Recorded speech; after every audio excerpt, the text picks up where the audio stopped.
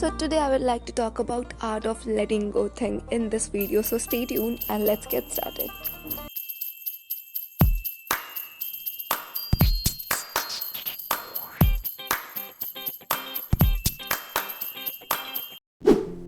So hello people, what's up? It's me Nidhi and I'm back with an interesting topic on art of letting go things. And this is something which help you get rid of all the anxiety, tension, overthinking, stress, stuck into some phase and all the other heavy non so healthy word from your life. That's my promise for sure.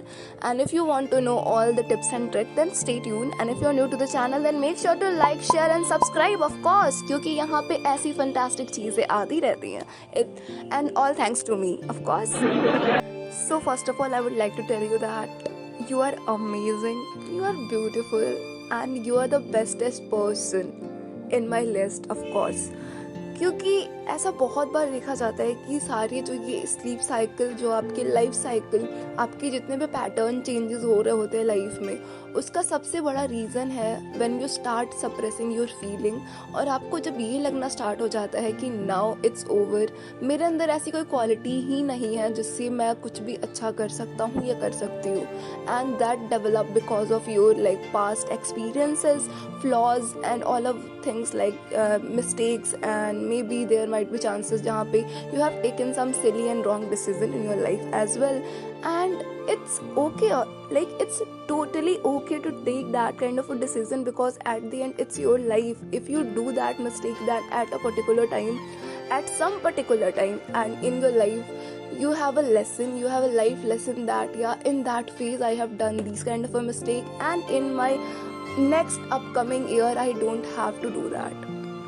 So that's the quality and that's the spirit, that's the way you have to tackle these things at the end. Because गलतियाँ सब करते हैं life में, सबके up and down वाले phase चल रहे होते हैं, but the bestest thing you can do is to handle that thing. The way you handle its matter the most. So there are 3 tips I would like to give you. First of all, acceptance. Acceptance means you have to accept your flaws, your गलतियाँ, your mistake, every wrong decision, everything because of you are just feared in your life. जो भी चीज़ें आपको लग रही होती जिसकी वजह से मैं आज पीछे रह गया, रह गई, या फिर ये गलतियाँ नहीं करी होती मैंने तो मेरी लाइफ में अच्छी चीज़ें चल रही होती है, जो भी चीज़ों की वजह से आपको रिग्रेट हो रहा हो एट द एंड, तो वो सब सारी चीज़ें इसमें काउंट होती हैं.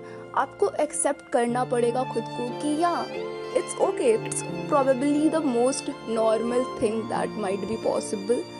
हम करते हैं, सब करते हैं, तो इससे घबराना नहीं है. एक्सेप्ट करना है कि हमने ये चीज़ें करी हैं एंड ठीक है, करी है तो करी है, बट लाइफ में उन सब चीज़ों से मुझे कुछ सीखना भी है एट द एंड. बिकॉज उस फेज में स्टक करके लाइफ उस चीज़ के अराउंड रिवॉल्व कराना पूरी, वो सही चीज़ नहीं है. That's not the greatest decision of course.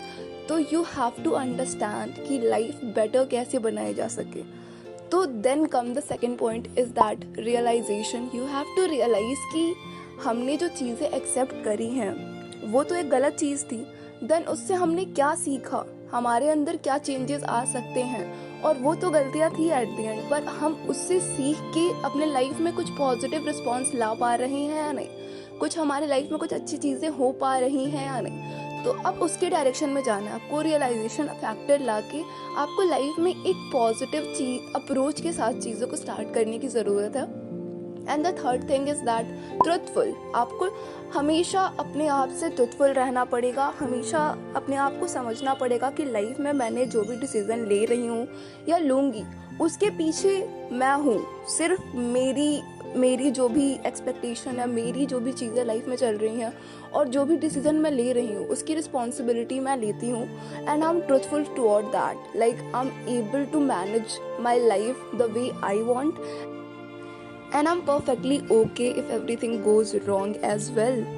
क्योंकि लाइफ चॉइसेस जब मेरे हैं, डिसीजन मेरे हैं, गलतियां मैंने करी हैं, तो उसका एक्सेप्टेंस, उसका रियलाइजेशन और उसके प्रति ट्रुथफुल होना, वो सब कुछ भी मेरा होगा. तो मैं लाइफ में किसी भी पॉइंट पे अपने आप के अलावा किसी और को ऐसा नहीं फील कराऊंगी कि यार इसकी वजह से ये चीज़ें हो गई, इसकी वजह से ये चीज़ें हो गई. आप एक्सेप्ट करो, आप मूव ऑन करो. बिकॉज आप बहुत ज़्यादा लंबे समय तक एक पॉइंट पर स्टक करोगे तो आपकी लाइफ में कुछ अच्छी चीज़ें होंगी नहीं एट द एंड, बुरी ज़रूर हो जाएंगी. तो ये सब चीज़ें समझना है. और एक लास्ट चीज़ जो मैं अपने तरफ से ऐड कर रही हूँ कि लाइफ में हमेशा दो तरह की सिचुएशन आती है। एक ऐसी सिचुएशन होती है जिसमें आप चीज़ें और गलतियाँ खुद से करते हो और उसकी वजह से चीज़ें आगे रॉन्ग होती हैं। और कभी कभी ऐसी सिचुएशन आती है जिसको आप हैंडल ही नहीं कर सकते, मतलब वो आपके हाथ की चीज़ है ही नहीं। एट द एंड वो बस जैसे होता है ना कि लाइफ में कुछ ऐसी चीज़ें हो जाती है, अचानक से एक्सीडेंट हो जाए, अचानक से कुछ भी हो जाए, कुछ भी ऐसे गलती से कुछ भी हो जाए, तो some time there might be possibility कि आप कुछ ऐसे डिसीजन लेने पड़े और वो जो भी चीज़ें आपने सोच के अच्छा लिया, पर एट द एंड आपको पता है कि वो चीज़ें मेरे हाथ में नहीं है। वो जो भी होना है वो होना है, बिकॉज आप उसे हैंडल नहीं कर सकते, आप उसे मैनेज नहीं कर सकते, आप उसके करता धरता नहीं हो। तो उसमें जो आपके हिसाब से उस पर्टिकुलर पोजीशन पे सही चीज़ें लगे वो करो, उसके बाद just ignore and go with the flow. That's it for today's video guys. And ये जो पॉइंट मैंने शेयर करी है वो जिस बुक से, उसका नाम है the art of letting go things. अगर आपको अच्छी लगी ये बुक तो पढ़ लेना। एंड और अच्छी अच्छी बातें हैं इसमें, पॉजिटिव चीज़ें बताने की कोशिश की गई है at the end. And if you like the video then please like share and subscribe, जो मैं हमेशा बोलती रहती हूँ और आप हमेशा करना भूल जाते हो, प्लीज़ डू दैट। एंड मिलते हैं ऐसे अमेजिंग एंड इंटरेस्टिंग वीडियोज़ के साथ। Till then be safe, be healthy, keep on learning with me and bye bye.